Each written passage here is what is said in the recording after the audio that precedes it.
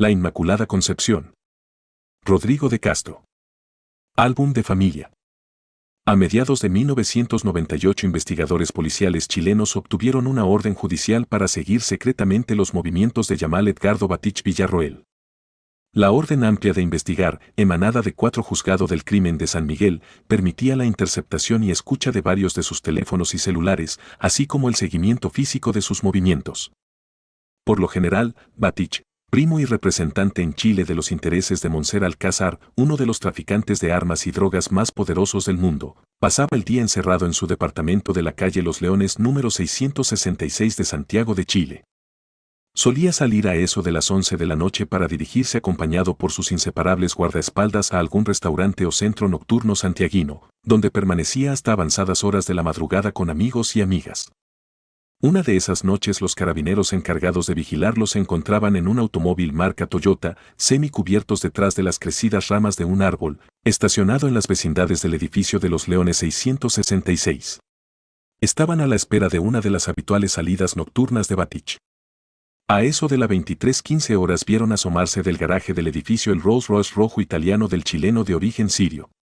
Los investigadores reconocieron a Batich en el volante, acompañado de 2 guardaespaldas.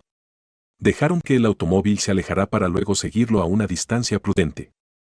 Tras algunos minutos de iniciada la marcha, la central de interceptación telefónica de los investigadores judiciales captó una llamada a uno de los celulares de Batich. Un Toyota Tercel año 1996, patente DS 2479, lo está siguiendo, dijo una voz. Los carabineros del Toyota no se habían percatado de que un segundo automóvil de apoyo, también con nombres de Batich, se había colocado justo detrás de ellos y lo seguía. Inmediatamente después de colgar, Batich, sin imaginarse que su teléfono móvil estaba intervenido, llamó a un número de la Dirección de Inteligencia del Ejército de Chile. Dime. Me está siguiendo un automóvil patente DS 2479, averigüen de quién es, ordenó el primo de Monser Alcázar. La extraña comitiva compuesta por 3 autos continuaba su recorrido, ahora sin rumbo definido, por las calles del barrio Alto de Santiago de Chile. Unos minutos más tarde sonó el celular de Batich. Era la Diñe. El auto y la patente descrita correspondían a un vehículo de carabineros de Chile. «Hijos de puta», exclamó Batich, apretando con rabia el botón stop de su celular. Luego, sin perder un segundo, digitó el número de un coronel de carabineros. «Aló», respondió el coronel, soñoliento. «Aquí Edgardo Batich, ¿por qué mierda me están siguiendo?», gritó el primo de Monser Alcázar. «¿Qué pasa?», respondió entre asustado y sorprendido el coronel. Batich, algo más calmado, logró explicar en pocas palabras su situación. El coronel le aseguró no tener idea de lo que estaba sucediendo y le prometió que no dormiría hasta que no lo averiguara. «Pero ten presente que esto nos costará mucho dinero», dijo el oficial de carabineros. «No importa. Averigualo ahora mismo», dijo Batich antes de cortar. A los pocos segundos Batich, usando el mismo teléfono celular, digitó otro número. Esta vez se trataba del teléfono de Gloria Olivares, jueza de la Corte de Apelaciones de Santiago. «Glorita, te despierto», dijo Batich, esta vez suavemente. «Ah, ¿eres tú, Edgardo?» «No, estoy todavía despierta». «Estaba mirando la televisión», respondió la jueza. «No quiero molestarte, pero en este momento me está siguiendo un auto de carabineros. Deben contar con una orden judicial de algún juzgado de Santiago, puedes tenerme algo para mañana, hay que pararlos». El pedido de Batich debe de haber sido un acto reflejo.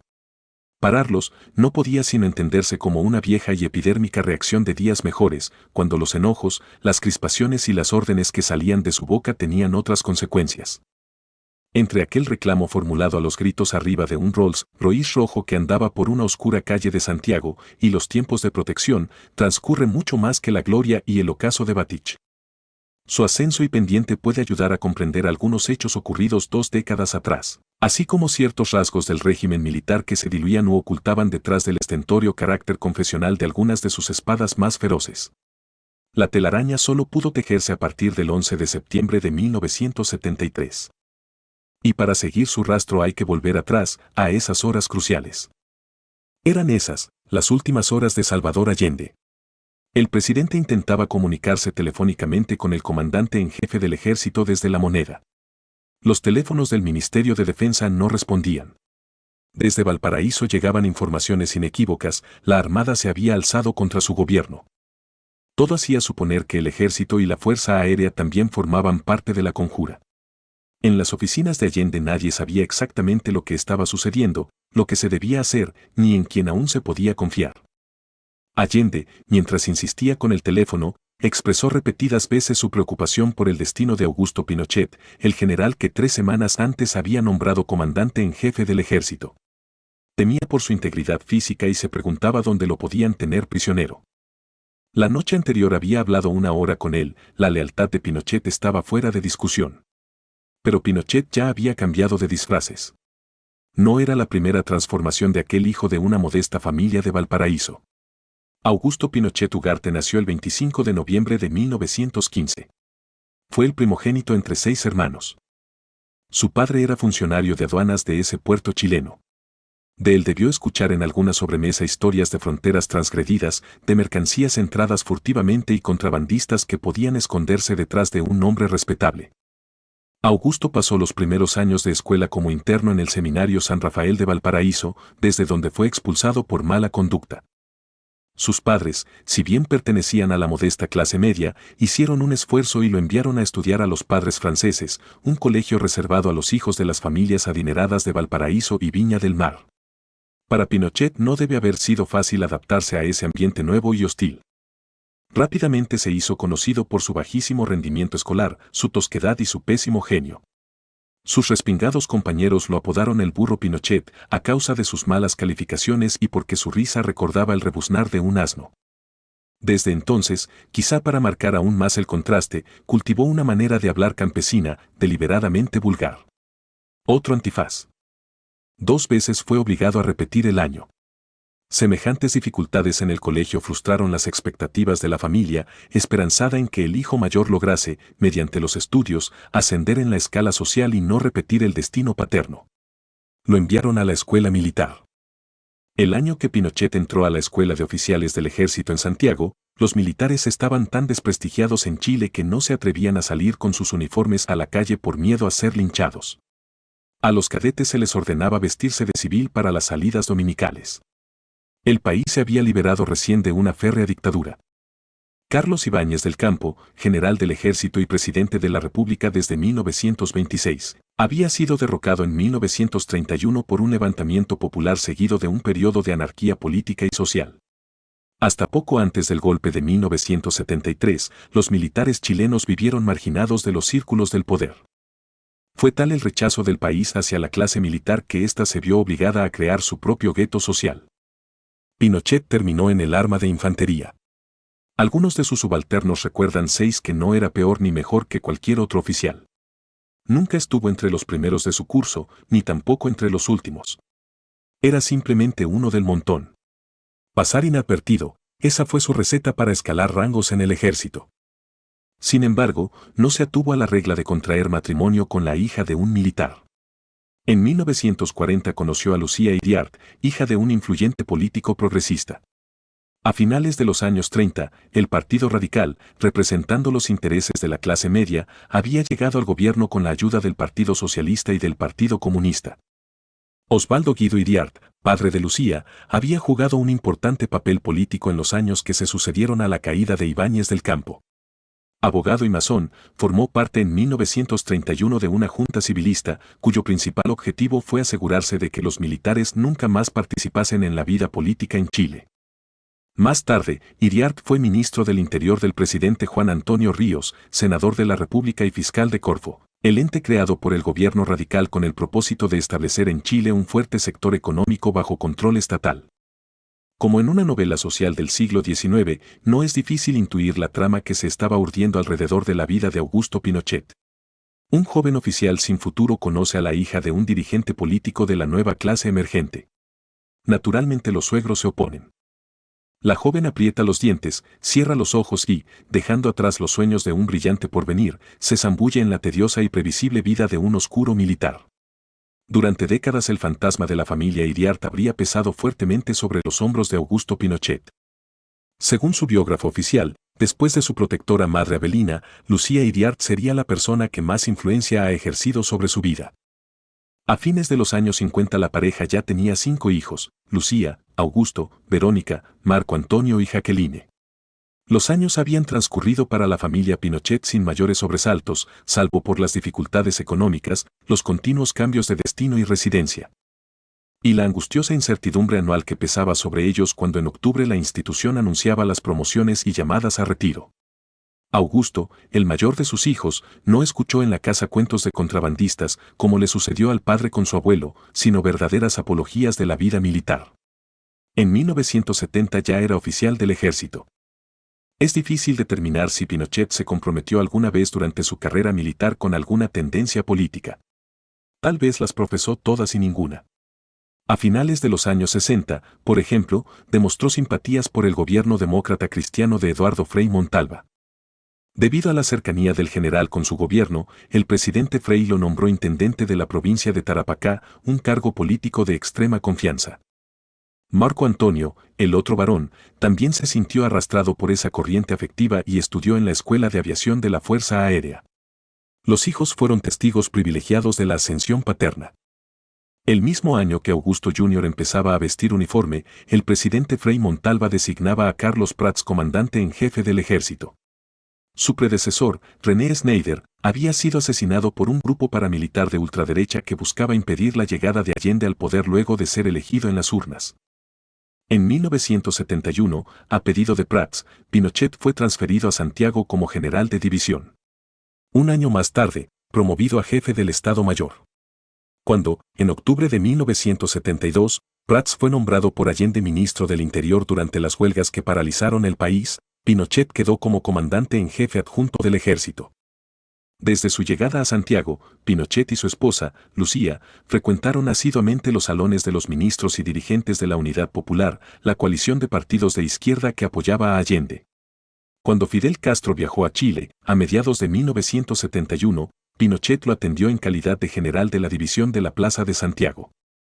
Castro se llevó a Cuba un libro de geopolítica escrito por Pinochet en los años 60, con una afectuosa dedicatoria. Pinochet se mostró siempre complaciente y servicial con Orlando Littler mientras éste se desempeñaba como ministro de Defensa. Pero fue su estrecha amistad con el socialista José Toá, que había ocupado esa misma cartera, la que más molestó al grupo de generales empeñado en la planificación del golpe militar. El general Carlos Prats y Orlando Letelier, dos de los 3 ministros de defensa de Allende, es decir, los testigos más cercanos del comportamiento de Augusto Pinochet durante esos tensos años de la historia de Chile, serían asesinados por el servicio secreto después del golpe militar. José Toá, el tercero, se suicidará en cautiverio. Cuando en agosto de 1973 Prats se vio obligado a renunciar a la jefatura del ejército debido a las presiones externas e internas, Allende, siguiendo las indicaciones del general saliente, no dudó en nombrar a Pinochet en su lugar. Solo horas antes del golpe los generales del complot, tras largas discusiones, vencieron la natural desconfianza que sentían hacia Pinochet y decidieron ponerlo al tanto de sus planes. Pinochet, titubeante, les presentó sus temores y aprensiones. Discutieron fuertemente con él. Finalmente, entre la espada y la pared, Pinochet firmó su adhesión al golpe y estampó sobre el papel el sello de goma de su institución. A partir de ese momento, el hijo del empleado de una agencia de aduanas construyó un poder sin límites. La vida familiar cambió de un modo tan febril como radical. En la intimidad del palacio, ¿acaso sus hijos tuvieron tiempo para preguntarse cuál sería en adelante el motor de sus vidas? Pinochet, una vez seguro de que las cosas marchaban a favor de los militares golpistas, encargó la seguridad de su familia al coronel Manuel Contreras Sepúlveda, su ex protector en la escuela militar a fines de los años 40 y, más tarde, su asistente en el curso de geopolítica en la Academia de Guerra. Pocos días después del golpe militar, Contreras, desde la Escuela de Ingeniería del Ejército en Tejas Verdes, se encontraba ya organizando, junto con otros coroneles del ejército y civiles del movimiento fascista Patria y Libertad, lo que algunos meses más tarde se llamará Dirección de Inteligencia Nacional, DINA. Toda vez que un hijo de Pinochet se encuentre en problemas, será rescatado por los aparatos de seguridad del padre. Contreras se preocupó además por llevar un estricto control de las actividades y negocios de la familia de su jefe. Así, el padre podía seguir de cerca cada uno de los pasos de los hijos. Cuando Manuel Contreras fue obligado a dejar la DINA, CNI, en 1977, por los coletazos del asesinato en Washington de Orlando Littler, fue Álvaro Corbalán, Un protegido del coronel destituido y amigo de Augusto Pinochet, hijo, el encargado de asistir a la familia. En los años 80, Corbalán, mayor del ejército, actuó como jefe de operaciones de la Central Nacional de Inteligencia, CNI. Igual que en los tiempos de Contreras, Corbalán gozó del privilegio de relacionarse directamente con Pinochet, saltándose la línea de mando de la CNI y del ejército. Así respondió de sus actos e informó al presidente de los asuntos delicados de su familia. Situaciones delicadas parecen no haber faltado. De los 5 hijos de Pinochet, el joven Marco Antonio provocó más de un desvelo a la familia. Este niño aún no logra sentar cabeza, fue durante años una de las frases recurrentes de Doña Lucía. En 1975, antes de cumplirse los 2 años del golpe militar, Marco Antonio se vio envuelto en un accidente automovilístico que costó la vida a su acompañante, la joven Natalia Duxi Valenzuela.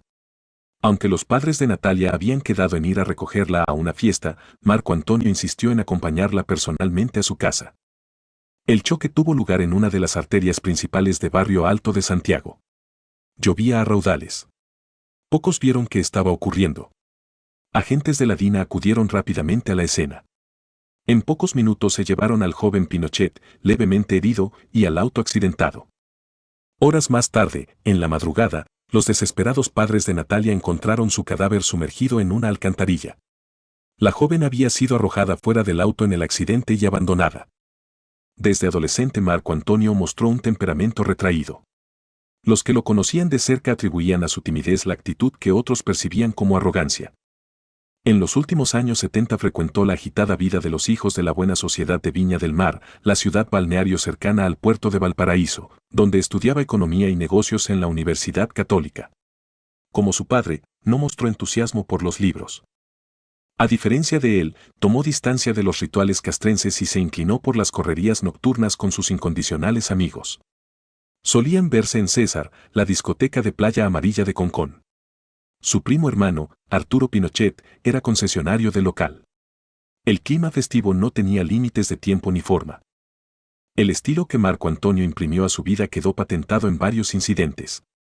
En junio de 1979, Erica Shaw, funcionaria de la Embajada de los Estados Unidos y propietaria de un amplio departamento en la planta baja de un edificio ubicado en Vitacura, uno de los barrios más exclusivos de Santiago. Luego de colocar un anuncio en un periódico, decidió alquilarle su apartamento. Pinochet Jr. se había presentado con una carta firmada por un subgerente del Banco de Chile, donde se certificaba que su renta era de poco más de $25.000. La primera sorpresa la tiene Erica Shaw al mes siguiente, relata Hernán Millas en su libro La familia militar. Él le hace llegar un cheque por el arriendo, el que sale protestado, por falta de fondos. Ella piensa en un error. El cheque es del Banco de Chile, Oficina Vicuña Maquena, lleva su firma y un sello de Hondas Ltd. Servicio técnico de Honda y Suzuki, el Aguilucho 3223. Es una de las empresas que le pertenecían, según le dijo. Sus llamadas telefónicas no tienen respuesta. Le dicen que él va poco por allá y que le tienen su recado. Doña Erica lo busca en el domicilio que dio en el contrato, Román Díaz 667, pero corresponde a un galpón desocupado. La funcionaría de la Embajada de los Estados Unidos no sabía qué hacer. El cheque de pago del segundo mes de alquiler también fue rechazado por el banco. Mientras tanto, la habían llamado vecinos del edificio de Vitacura, para preguntarle, preocupados, si había vendido su departamento, ya que una empresa constructora estaba realizando una completa remodelación. Al visitarlo, constató que varios muros habían sido abatidos. Al centro de lo que iba a ser un enorme salón encontró instalado un jacuzzi que parecía más bien una piscina romana. Alfombras negras cubrían el parqué y los muros. Obreros estaban colgando del techo luces de colores tipo discoteca. La señora Shaw, desconsolada, presentó una denuncia en Carabineros. Llegó el mes de septiembre. Religiosamente cada día 4 del mes la dueña del departamento recibió el cheque por el monto del canon de alquiler, firmado por Marco Antonio Pinochet Iriart. Cada vez el banco los rechazó por falta de fondos. Acudió a varios abogados, pero ninguno quiso hacerse cargo del caso. En la embajada le aconsejaron que protocolarizara la escritura de propiedad del departamento, el contrato de alquiler y los cheques protestados. Los vecinos la llamaron para contarle que el departamento estaba convertido en una especie de burdel. Music rock a todo volumen hasta la madrugada, gritos de borrachos y llantos de mujeres. Nadie se atrevía a formalizar una queja. Agentes de seguridad de la CNI los amedrentaban. Finalmente, luego de una agotadora pesquisa, la señora Schaub logró encontrar a su arrendatario. Le enrostré seriamente su proceder, dice el texto de la demanda judicial presentada con posterioridad, y con una ligereza digna de mejor causa me manifestó: pero, señora, ¿acaso no le compré el departamento? Le respondí que jamás lo había vendido, que existía un contrato de arrendamiento suscrito por él y que mal podía alegar su compraventa cuando debía estar informado del pago de las rentas y de los protestos de los cheques. Él, poniendo cara de asombro, me contestó que eso no lo sabía, ya que de esas materias se preocupaban sus asesores económicos. Debía discutir este tema con su hermano Augusto. Días más tarde, encontró en su casa la siguiente nota: señora Eric, sí lamento no encontrarla, pero dado que lo por conversar es sumamente breve, se lo dejo por escrito. Después de que mis asesores económicos estudiaron su departamento y no cumpliendo con las exigencias necesarias para hacerle un negocio y no una inversión, SIC, como es el caso a largo plazo, desistimos de la compra y mi hermano se compromete a devolvérselo a fines de febrero, esperando que usted esté conforme con él. De caso contrario le rogaría se pusiera en contacto con el coronel Jaime Lucares, Casa Militar Diego Portales. Saluda atenta a usted, Augusto Pinochet. El coronel Lucares, en el edificio Diego Portales, entonces sede del gobierno de Chile, la envió a hablar con el comandante Ramón Castro, secretario privado de Augusto Pinochet Ugarte, presidente de la República. El comandante Castro le extendió un cheque para cubrir el primer mes de arriendo impago y le aseguró que dentro de los próximos días le haría llegar las llaves del departamento. El cheque pertenecía a una cuenta del Banco del Estado, sucursal San Francisco de Borja. La sorpresa y molestia que se llevó la funcionaria de la Embajada de los Estados Unidos al visitar su departamento fue aún mayor que la vez anterior. El lugar parecía haber sido el blanco de un atentado terrorista, las alfombras de las paredes y pisos, así como las instalaciones sanitarias y el jacuzzi, habían sido arrancadas a tirones, todas las tuberías estaban al aire, había escombros por todas partes y los muros abatidos no habían sido repuestos. Esta vez el comandante Castro no respondió a sus llamadas. Finalmente, 2 abogados de Santiago aceptaron tomar el caso y prepararon una demanda judicial que terminó radicándose en el 8º Juzgado del Crimen de Santiago. De regreso de la corte, un par de horas después de haber presentado la querella, los abogados recibieron la visita de un militar vestido de civil. Este les aseguró cortésmente que todo se solucionaría dentro de un par de días. Lo principal es que esta señora volvió a la vida, le respondió este, sonriendo. Las reparaciones costaron $200,000, 2/3 del precio de mercado del departamento. ¿Se pagó con cheques de la cuenta única fiscal?, preguntará el periodista Hernán Millas años más tarde a uno de los abogados de la señora Schaub. Marco Antonio seguía confiando en su capacidad de vencer todo tipo de obstáculos. La velocidad era una de esas barreras que siempre estuvo dispuesto a superar. Otra joven, Francisca Guzmán Riesco, resultó gravemente herida en uno de los tantos choques de Marco Antonio, esta vez en moto. Sus siempre más frecuentes e incontrolables crisis obligaron a los padres a tomar la decisión de sacarlo del país. Lo mandaron a Estados Unidos. Marco Antonio quedó bajo el alero de su hermano Augusto, instalado en Los Ángeles, desde 1983. Todavía el hermano mayor ejercía un fuerte ascendiente sobre él. Augusto Jr. seguía sus movimientos en Washington. Nunca le faltó información al respecto. En la capital norteamericana, el amante de las motos y la velocidad, de la diversión nocturna y los horarios invertidos, se convirtió, de la noche a la mañana, en funcionario de la representación diplomática. Adicto civil, se consigna en las memorias de la Cancillería chilena. No fue casualidad el destino elegido por el padre. Su embajador en Estados Unidos era Hernán Felipe Errázuriz, el abogado chileno que 18 años más tarde lo defendería cuando el anciano general fuera detenido en Londres. Un año de ausencia parece haber sido suficiente para sentar cabeza, como quería su madre, Lucía Iriart. Marco Antonio regresó a Santiago con nuevos bríos y la decisión de hacer su propio camino. Eligió el mundo de los negocios. Y los negocios solo podían hacerse con viejos amigos.